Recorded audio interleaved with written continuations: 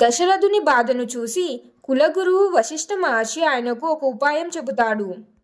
అదే పుత్రకామేష్టి యాగం చేయమని.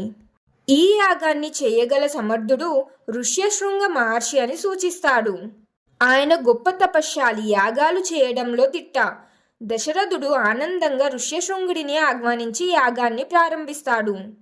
ఈ యాగం కేవలం సంతానం కోసమే కాదు, లోక కళ్యాణం కోసం, దుష్ట శిక్షణ, శిష్ట రక్షణ కోసం విష్ణుమూర్తిని ఆహ్వానించే ఒక గొప్ప ప్రయత్నం. యాగం పవిత్రమైన మంత్రాలతో, ఆచారాలతో సాగుతుంది.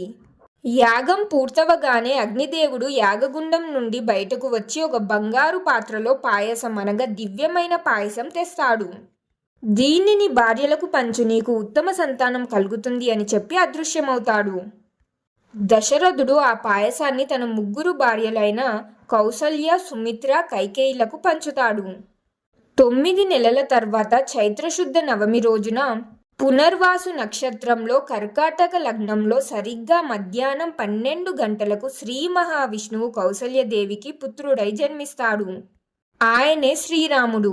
మరి తర్వాత ఏమైంది? కౌసల్యకి రాముడు జన్మించాడు. మరి సుమిత్ర, కైకేయిలకు ఎవరు జన్మించారు అనేది మనం నెక్స్ట్ వీడియోలో తెలుసుకుందాం. జై శ్రీరామ్.